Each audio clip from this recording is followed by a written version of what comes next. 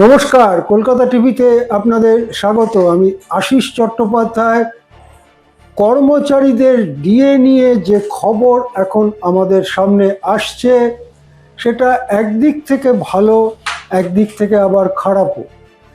আমরা জানি ডিএ দেওয়া হয় তার কারণ জিনিসপত্রের দাম বাড়ে। জিনিসপত্রের দাম বাড়লে টাকার দাম কমে যায়। সেই জন্যে একজন কর্মচারীর যাতে বেতন কমে না যায় জিনিসপত্রের দাম বাড়ার ফলে, সেই জন্য টাকার অঙ্কে তার বেতন বাড়ানোটাই হচ্ছে মহার্ঘ ভাতা বা ডিয়ারনেস অ্যালাওয়েন্স, যেটাকে সংক্ষেপে আমরা ডিএ বলি। এই ডিএ সরকারি কর্মচারীরা যেমন পান, তেমনি যারা গ্র্যান্ট ইন এইড, সরকারের গ্র্যান্ট ইন এইড এর মধ্যে যে কর্মচারীরা পড়েন তারাও সেই ডিএ সরকারের থেকে পান। এখন কারা গ্র্যান্ট ইন এইড আর কারা সরাসরি সরকারের কর্মচারী? যারা সরাসরি সরকারের কর্মচারী তাদেরকে অ্যাপয়েন্টমেন্ট লেটার, নিয়োগপত্র সরাসরি পশ্চিমবঙ্গ সরকার দেয়। কিন্তু অন্যদিকে স্কুল, কলেজ, অনেক বিশ্ববিদ্যালয়, এই মিউনিসিপ্যালিটি কর্পোরেশনগুলোতে যারা কাজ করেন বা এই ধরনের সংস্থা যেগুলো বেতন হিসেবে তাদের যা ঘাটতি পড়ে সেই ঘাটতিটা সরকার থেকে মিটিয়ে দেওয়া হয়। অনেক ক্ষেত্রেই বা অধিকাংশ ক্ষেত্রে পুরো বেতনের দায়িত্বটাই রাজ্য সরকার নেয়। এই জন্য এই প্রতিষ্ঠানগুলোর কর্মচারীকে গ্র্যান্ট ইন এইড পাওয়া কর্মচারী বলা হয়। এখন পশ্চিমবঙ্গে যখন সরাসরি রাজ্য সরকারের কর্মচারীদের ডিএ বাড়ত, অতীতে অনেক দিন আগের কথা বলছি, 1-1.5 দশক আগে, তখন এই গ্র্যান্ট ইন এইডে যারা কর্মচারী ছিলেন, অর্থাৎ স্কুল শিক্ষক বা মিউনিসিপ্যালিটি কর্পোরেশনের কর্মচারী ইত্যাদি, তাদেরও কিন্তু ডিএ বাড়ত। পরবর্তীকালে যখন মমতা বন্দ্যোপাধ্যায়ের সরকার আসে এবং ডিএ দেওয়ার ব্যাপারে কেন্দ্রীয় সরকারের থেকে অনেকটা পিছিয়ে পড়ে পশ্চিমবঙ্গ, তখন ডিএ নিয়ে কর্মচারীরা আন্দোলন শুরু করেন এবং তাতে স্কুল শিক্ষক অন্যরাও যোগ দিয়েছিলেন।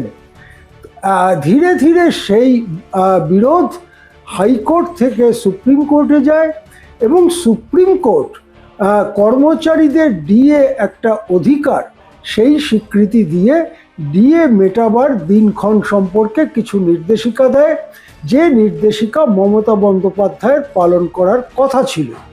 কিন্তু নানান টালবাহানা, আবার নানান খুচরো ইস্যুতে সুপ্রিম কোর্টের মামলা ইত্যাদি করে যখন কিছুতেই সেটা আর সুপ্রিম কোর্টকে ঠেকিয়ে রাখা যাচ্ছে না, এই পরিস্থিতিতে কেবলমাত্র সরকারি কর্মচারীদের কিছু ডিএ দেওয়ার ঘোষণা মমতা বন্দ্যোপাধ্যায় করেছিলেন, কিন্তু সরাসরি সেটা তাদের বেতনে যোগ না হয়ে তাদের প্রভিডেন্ট ফান্ড বা অন্য কোথাও গিয়ে জমা পড়বে, এই ধরনের একটা খুব জটিল সার্কুলার সেই সময় বেরিয়েছিল।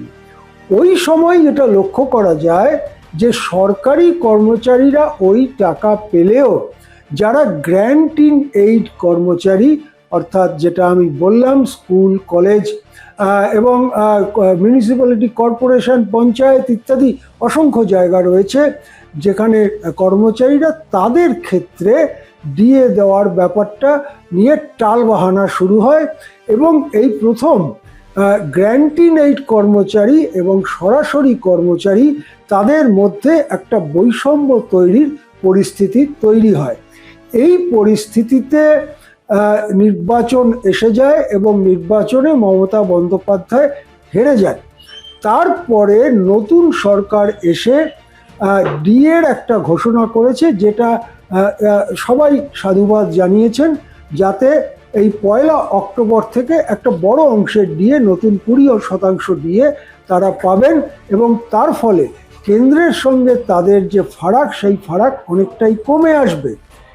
এই পরিস্থিতিতে দেখা যাচ্ছে যে এই ডিএ কিন্তু সরাসরি যারা সরকারি কর্মচারী তারাই পেয়েছেন, কিন্তু গ্র্যান্ট ইন এইড যারা পান তারা এখনো পাননি। অথচ এই দুই অংশকে আলাদা করার মতো কোনো ব্যাপার সুপ্রিম কোর্ট থেকে বলা ছিল না।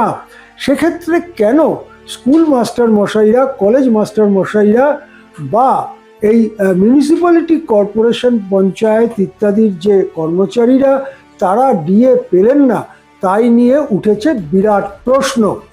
এখন মামলাটি আবার সুপ্রিম কোর্টে উঠবে 18 তারিখে। 18 তারিখে বিচারপতি সঞ্জয় কারোলের নেতৃত্বে, সঞ্জয় কারোল এবং বিচারপতি প্রশান্ত কুমার মিশ্র তাদের বেঞ্চে 18 তারিখে এই মামলাটি উঠছে।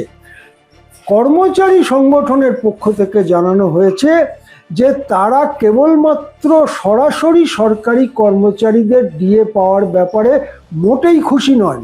তারা দাবি করছেন যে সরাসরি কর্মচারী যারা তারা যেমন পাচ্ছেন, তেমনি পাশাপাশি যারা গ্র্যান্ট ইন এইড কর্মচারী যাদের মাইনের দায়িত্ব রাজ্য সরকারের, তারাও যেন একই সঙ্গে ডিএ যে বকেয়া আছে সেই বকেয়া পান, সেইটা রাজ্য সরকারের কাছে তারা দাবি জানিয়েছেন।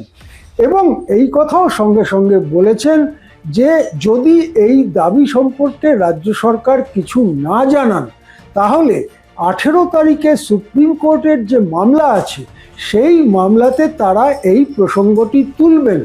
এখন রাজ্য সরকার যদি আর দুদিন বাকি আছে, আজকে 16 তারিখ, 17, 18, এখন এই দুদিনের মধ্যে যদি রাজ্য সরকার কিছু না জানায়, তাহলে কিন্তু ডিএ মামলার ইতিহাসে একটি নতুন অধ্যায় যোগ হতে চলেছে।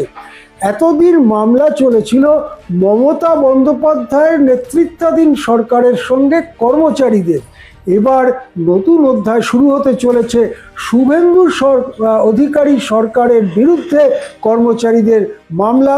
এই দিকে জিনিসটা রূপান্তরিত হতে পারে এবং সেই মামলার যে রায়, সেই রায় সম্পর্কে রাজ্য সরকার কী অবস্থান নেয় এবং শেষ পর্যন্ত গ্র্যান্ট ইন এইড কর্মচারী এবং পেনশনভোগী তারা কতদিনে তাদের বকেয়া ডিএ পান, সেটা আজকে লক্ষ লক্ষ এরকম কর্মচারী এবং পেনশনভোগীর একটা বড় প্রশ্ন, সমস্যা, দাবি, ক্ষোভ, এই সব কিছুই হয়ে দাঁড়িয়েছে।